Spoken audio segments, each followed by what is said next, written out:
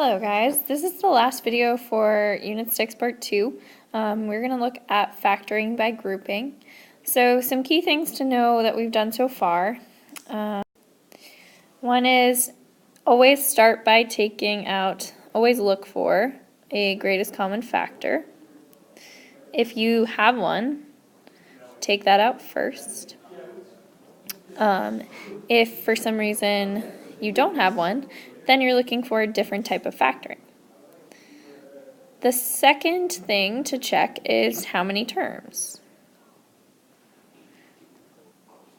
Alright, so if it's 2 terms, then you either want to use greatest common factor, or it might be a difference of squares if they're 2 perfect squares. If it's a greatest common factor, then all you have to do is take that out and you're done. If it's 3 terms, you're using the product sum method to factor. So what multiplies to C and adds to B. If there's an A value that's not 1, don't forget to slide and divide.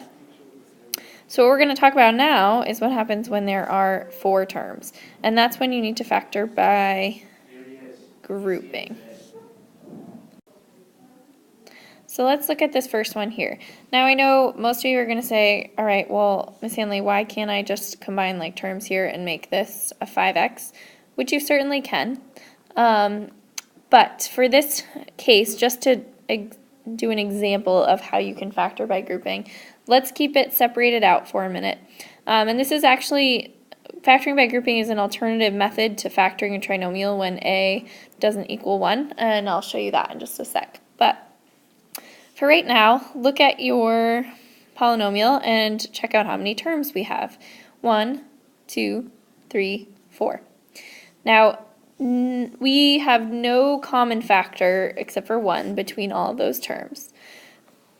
So what I want to do in order to factor is to create 2 groups. So I'm going to group the first 2 terms together, and I'm going to group the last 2 terms together. Once you've made your 2 groups, then you're just looking for the greatest common factor of each group. So with my first group, 2x squared and 6x, well, 2 and 6 I can take out a 2, and x squared and x, I can take 1x out. So what that's going to leave me with is x, and then 6x divided by 2x would be plus 3.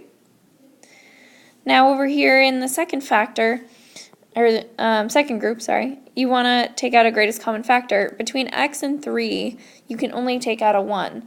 But I do notice that they both have a negative, and if there's a lead negative, you generally want to take that out.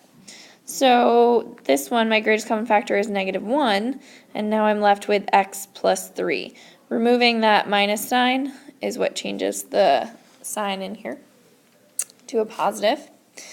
And now, magically, what we notice should happen is that these 2 things in parentheses, x plus 3 and x plus 3, should be exactly the same, which they are. And so if they're not the same, then you're going to have to go back and maybe rearrange your terms or see if there's a different alternative method to factor, because that's not going to work for you. But since they're the same, this x plus 3, that now becomes my new greatest common factor. So I'm going to take that out of both of my terms. Because it's multiplication, 2x times x plus 3 and 1 times x plus 3, I can pull that out. And then what I'm left with is 2x and a minus 1. So just like you would factor with greatest common factor, you're just doing it twice. Do it for each group, and then do it for the overall polynomial by whatever's in parentheses. And so this is your factored polynomial. So let's look at one that's a little more challenging, and then we'll come back and talk about how this one could have been done with a slide and divide method, or we can use factoring by grouping to factor another polynomial where a doesn't equal 1. Alright, so I have another 4 terms. They all look like they have stuff in common, so I'm going to group them just as they are and look for a greatest common factor. So 3a squared plus ab squared, I can't take out a 3 because there's no number over here, but they do both have an a in common. So my greatest common factor is a, which will leave me with 3a plus b squared. Now on the left-hand side, or sorry, the right-hand side, we have -3. No 3 over here though, so I can't take that out, but I can take out that lead negative again. And then we have b in common. So my greatest common factor becomes -b. And then in parentheses, I'm going to have left 3a. Because I took the negative out, this now becomes a plus, and b squared. And look at that magic. You have the same terms in both your sets of parentheses. So now this thing becomes my new greatest common factor. And then what's out front is what goes in the second binomial, second factor. And there you have your factored polynomial.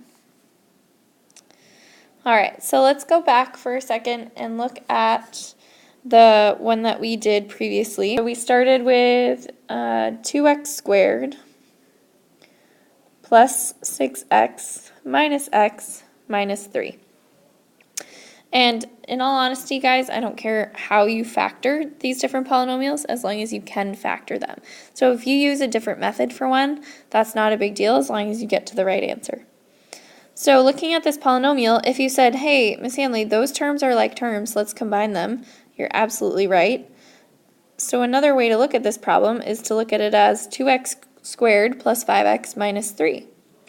And so in this situation, you can do the slide and divide idea, which would give us, well, if I slide 2 to the end, x squared plus 5x minus 6. So things that multiply to -6 and add to 5 would be 6 and -1. So x plus 6, x minus 1. And then divide by your a value.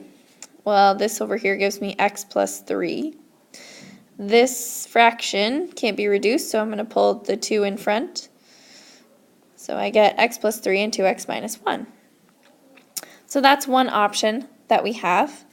The other is to backtrack here and say, well, instead of actually sliding and dividing, we're still going to use that same idea. Oops, too far. So if I keep my combined problem, looking at this and saying, okay, well, 2, the a times c